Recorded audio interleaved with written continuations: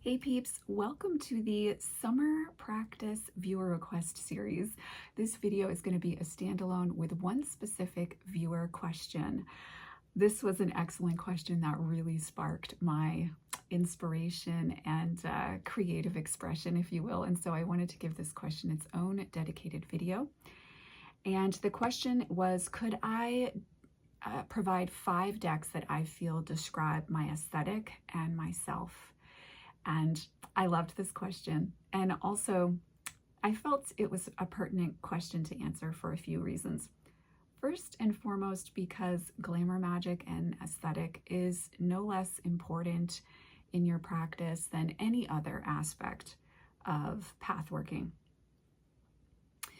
And I have noticed of late a bit when I occasionally hop onto social media to post for the channel or my work, there seems to be a lot of gatekeeping about what it means to be a witch and if you can call yourself a witch or not based on certain things.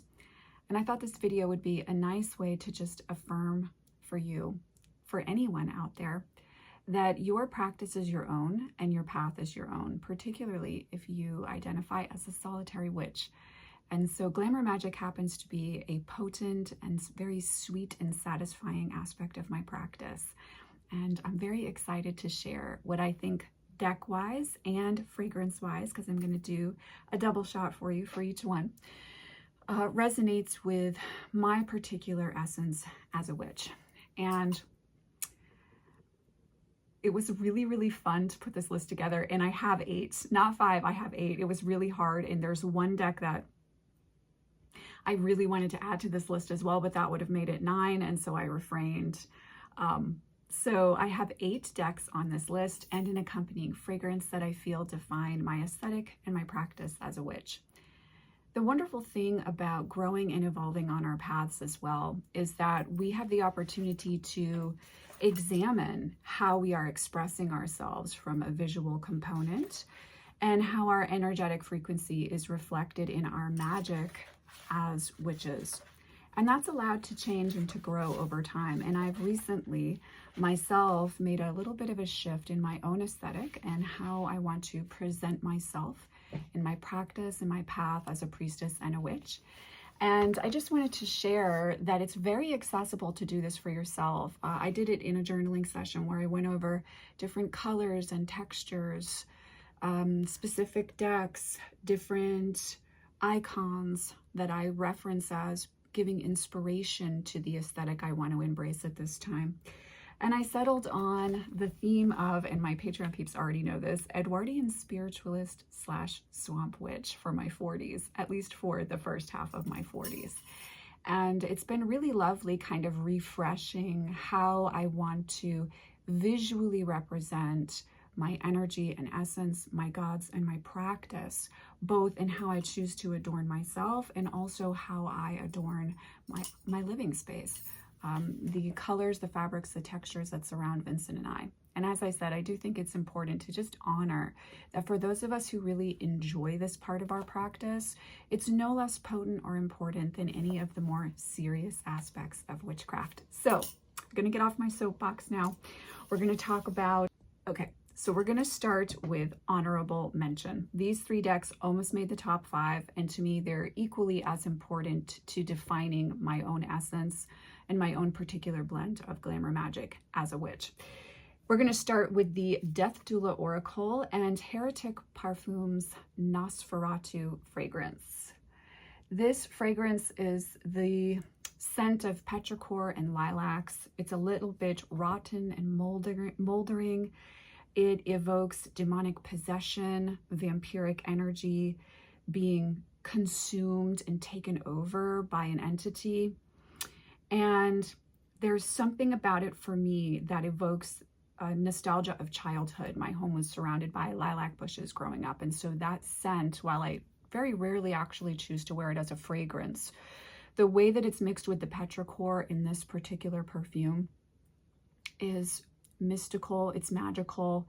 It's very much that kind of swamp witch, New Orleans, wet, damp, humid, mysterious, liminal fragrance that I absolutely love. And the Death Doula Oracle is a perfect accompaniment to this fragrance because it holds the transitional space of the liminal. The photography is very much in alignment with my own, I think, soul as an artist and a female energy. For me, it's a deck that's very connected not only with Santa Muerta, but also with the goddess Venus. There is a reverence, a compassion, an awe, and a truth to this deck that over the years builds my sense of love and connection to such an extent that it is now a deck that I most often use for daily draws from an oracle perspective. And it's essential to my work as a tarot reader, a witch, and a priestess as well. So Death Doula Oracle comes in at number 8. Next on the list is the Cave of Sybil Oracle by Tiera May and the fragrance Utakon by Regime de Fleur. I have only the sample size of this now. It is on my save to purchase list in the future. There's something animalic, dense, and dark about this fragrance. The description is smoldering oud on a slab of cool white marble. And I think it accompanies the void magic, the crone, decay, and viscera essence of the Cave of Sybil Oracle. This is a ritual deck for witches. I only work with this deck at night in the dark, particularly during the dark moon phase itself. There is a bloody, powerful magic to this deck that, much like a woman's menstrual cycle, is very evocative of the dark and uncomfortable places, illuminating truths, illuminating shadow, but also illuminating power, rage, inspiration in quite tangible, delicious ways. And so the Cave of Sybil Oracle is essential as being representative of my own practice and the places I'm able to go into that for many people are too frightening or uncomfortable to explore on the daily. And yet I can help to shine a light by working with decks like this into those spaces for people. And also I can hold a space for myself when I connect with this deck. It's intrinsic to my witchcraft practice. And Oud de Con as a fragrance is so animalic, lusty, dank, and dark.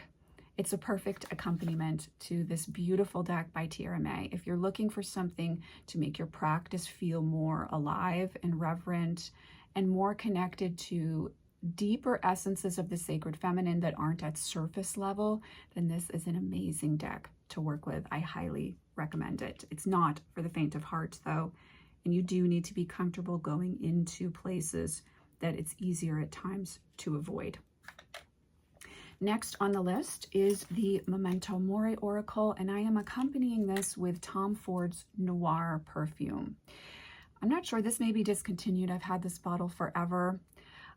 This is smoky incense, rose, patchouli, the scent of a woman, of a femme fatale, if you will.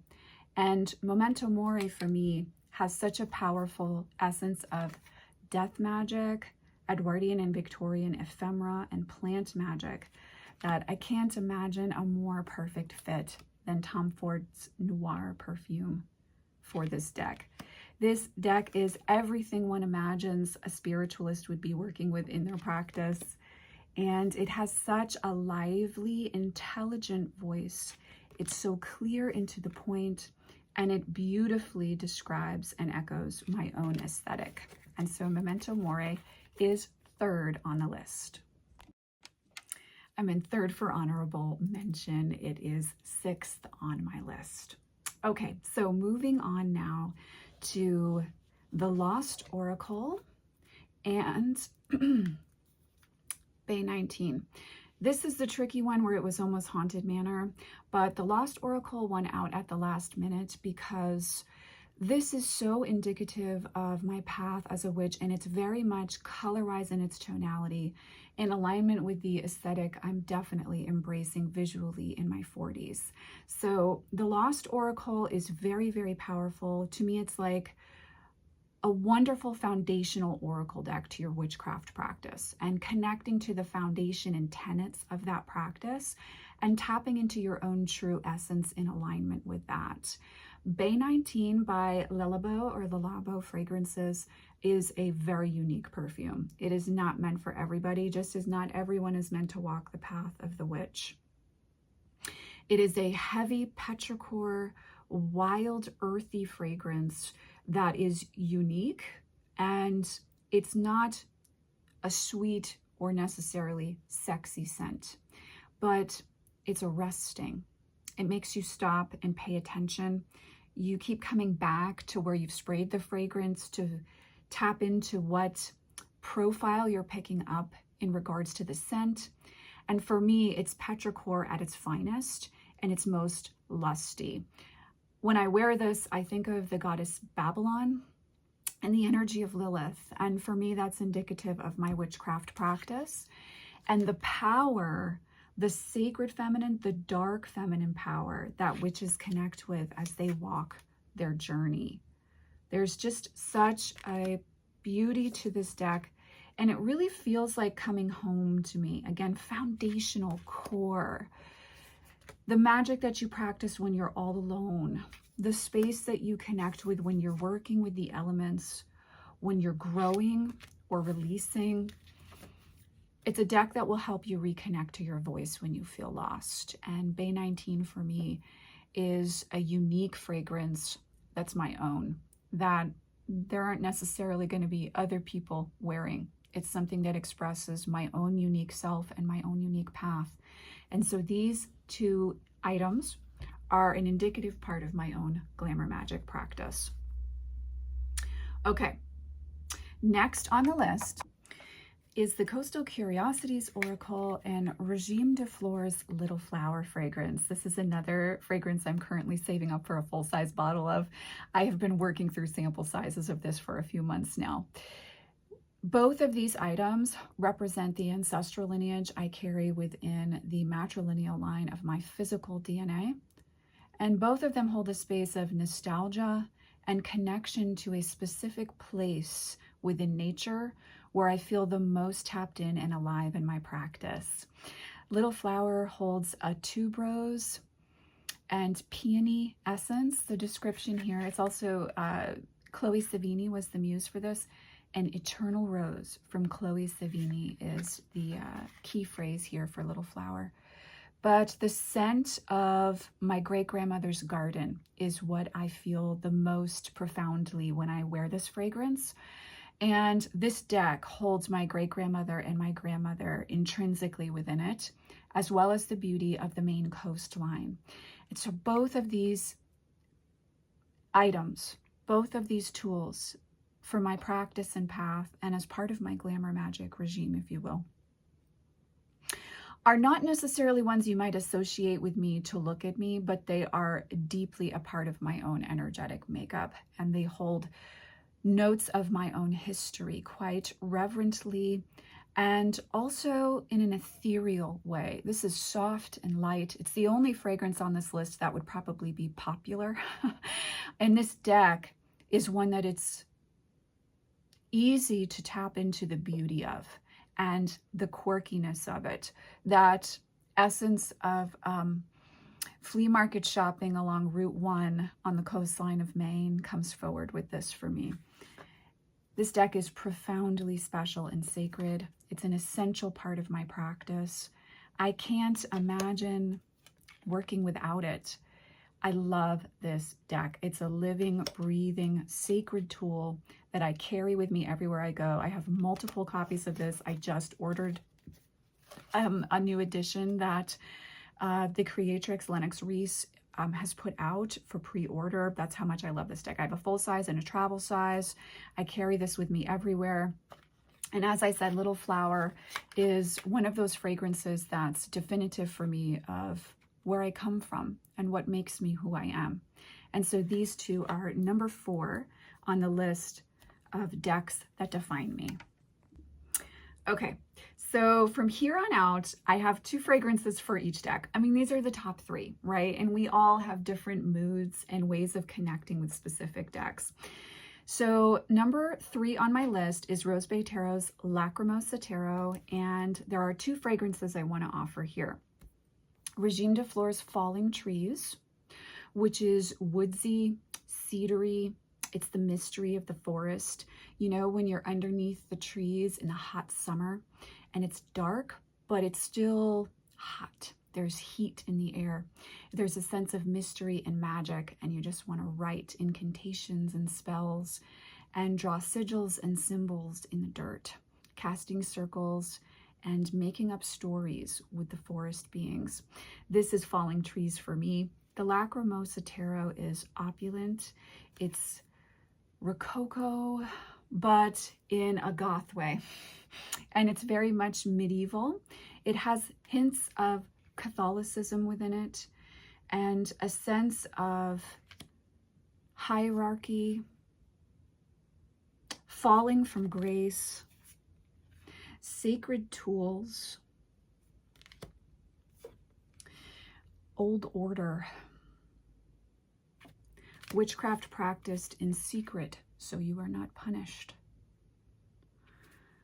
There is a power to this deck that I've barely tapped into after months of working with it. And it's one that has taken me by surprise in how temperamental and imperious it can be. And yet, if you get to know it, how loving and connected it can be to you as well. It's one that I've very rarely used in client work. It's a very, very personal deck for me, the Lacrimosa Tarot. And there's this sense of being taken over by the ecstasy of devotional worship that I don't know that I have another deck that's quite like that in my collection. The Lacrimosa Tarot is very special, and I feel like it's very indicative, particularly of the aesthetic and my energy as a witch and priestess in my 40s. It's a grown-up deck with a grown-up voice. It tells the truth, but it also reveals secrets, and it allows you to feel more connected to your gods and your path for working with it. If Falling Trees doesn't suit your fancy, then Gaiac 10 by Labo Fragrances is another wonderful option, and one I associate with the Lacrimosa Tarot. There's a muskiness and a woodiness to this, but also a sense of that musky essence being almost faded, as if it's a ghost that's just ahead of you down a long, ornate hallway. And I always feel very mysterious, very secret when I wear this fragrance. And I do associate secrets with the Lacrimosa Tarot 100%. So the Lacrimosa Tarot is number 3 in my 5 decks that describe me. My top 2, I'm sure you guys know, my OG peeps and my Patreon peeps already know what these decks are. Number 2 on my list is the Void Tarot, and the fragrance that accompanies this, I have 2 again. The Parlour Company's Dark Veil, which as you can see, I've almost gone through an entire bottle of, and Labo's Ambrette 9. Both of these fragrances evoke funerals, opulence, states of grace, separation from society, a cloistering away to hear the voice of God, if you will. Both of these fragrances are very evocative of that for me. Dark Veil is a little bit more swampy in its essence as well. There's a dampness, a dankness to Dark Veil, which Ambrette 9 doesn't have, but Ambrette 9 has the musky scent of being taken over by another energy, consumed, subsumed. Perhaps you've gone willingly into this taking over. Perhaps you've been taken without your knowledge. That is up to you. But both of these fragrances evoke the eroticism of the path of the witch and the power of the blood and vampiric witchcraft for me. I love this deck. It was a gift by a very special viewer and sister in the path and journey.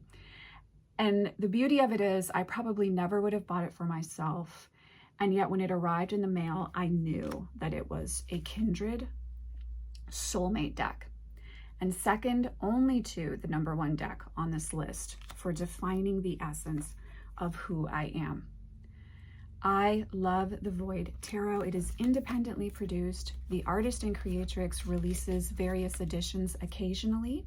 I will put the link to her Instagram page down below so that you can explore this deck as a whole if you would like to. It's very heavily inspired by the artwork of Max Ernst. And so if you're a little bit of an art history junkie, or if you're someone who just appreciates fine art in a tarot deck, this deck and the Lacrimosa Tarot are going to hit that sweet spot for you. But this is the heady fragrance of being completely taken over by your practice and the ecstasy and eroticism of sex magic. This is a lusty, dark deck that is like red velvet draped over an altar with candle wax dripping down the side. There's nothing like this deck, and the two fragrances I mentioned along with this are quite unique, and they are statement-making fragrances as well. Okay, here we go, number one, and I'm sure my OG peeps have guessed what this is. Okay, this one I lied. I don't have two fragrances for this one. I have one. Let me just double check myself. Everybody's on the list that I pulled? Yes. Okay. Number one on my list is Tarot of Vampires and Commodity Fragrances Book Perfume. Now, this is a unisex fragrance. If you aren't into commodity fragrance, Labo has a fragrance called Santal 33, which is very close to this. I happen to enjoy the way that book lays with my skin's pH and incorporates into my skin much more, not much more, a little bit more than I like Santal 33 on my skin. But both of those options are going to evoke the experience that I have with Tarot of Vampires. This is my daddy deck. This is my partner and my soulmate. It's my true love. Yes, he's a Capricorn, and we are together forever. In any emanation of myself as a woman, as a priestess or a witch, the Tarot of Vampires has come along for the ride. And the book fragrance by Commodity is like standing in an old musty library. You're the only person in there, and you're looking for that perfect book to borrow. The options are endless, but when you open that one perfect book and you get that delicious scent of old pages and leather binding, oh, there's nothing like that. This fragrance is that exactly. And I've heard that they have a candle now, so I'm going to be purchasing a candle. This is my second bottle of book. This is the old packaging, by the way, and this is a large bottle. You can see how much I've used. I love both of these items for my own glamour magic practice and also for how I choose to move through the world as a witch, a priestess, and a woman. And the Tarot of Vampires is a companion, a best friend, someone who understands you innately and completely. Words are not even necessary. It's pure energetic connection when I work with this deck. This is my original copy of Tarot of Vampires. You can see how well loved and broken in it is. And if you know me, you know I love gothic horror and I love vampires. I'm an OG romantic goth from way back. And I will always be, in my heart, a romantic goth aesthetically. And even though I've moved more into an Edwardian spiritualist and swamp witch vibes aesthetically these days, I'm not so much the straight up blood red and black velvet all the time. This deck is able to morph and grow with me and hold the space for my own evolution. It's such a beautiful, powerful deck, and the guidebook is amazeballs. Even if you are not called to the aesthetics of this deck, I believe it's out of print right now. Be patient, it always comes back around. Don't spend $800 on a deck or however much it is on eBay right now. The guidebook, for someone who really wants to understand the occult symbolism and history of tarot, the guidebook for this deck is like no other. So even if you're not called to the artwork, you're going to learn something from working with this deck and the various traditions and symbolism that Ian included in every little minute finite detail. It's a maximalist deck layered with imagery, with symbols, with meaning, with magic, with sigils. There's no end to what you can learn and experience and and grow around for yourself in your practice with this deck. It is my Two of Cups deck. It's my soulmate. It's my daddy. I love this deck. It's the defining deck for me. If you told me I could only have one tarot deck for the rest of my life, it's been Tarot of Vampires since I purchased this deck, and it always will be. This deck fits the bill. It does it all. And not only that, it's one of my best friends energetically in my practice. Combined with Commodities Book Fragrance, or if you prefer, Santal 33 by Labo, there's nothing like the mystery, mystique, magic, and femme fatale essence of goddesses like Venus in her dark phase, Lilith, and dark Persephone. I think you can also connect with Babylon quite beautifully in this deck as well. Incidentally, if you are someone who walks with the witch's devil, Cernunnos, Lucifer, or Pan, as well as the energy of Satan, Daddy is in this deck. Don't you worry, my love. You will enjoy playing with this one. So this is my list. Thank you so much to the viewer who sent me this request. It brought a smile to my face when I saw it, and I was so excited to make this video. It's been so much fun to compile the list, sit with what I wanted to share and how I wanted to talk about these decks. I hope you will allow yourself to explore glamour magic in your own practice, and to go to the places and let your own practices and rituals and spellcrafting be what speaks to you on your journey. Your path as a witch does not need to look like anyone else's to be real. You are real, my dear. Your practice, your gods, your path is alive for you. Celebrate it, revel in it. Let the lust of your path consume you. It's certainly been fulfilling for me for well over 20 years now. I'm sending you, as always, oceans of love, and I will, of course, see you in the next video. Take care.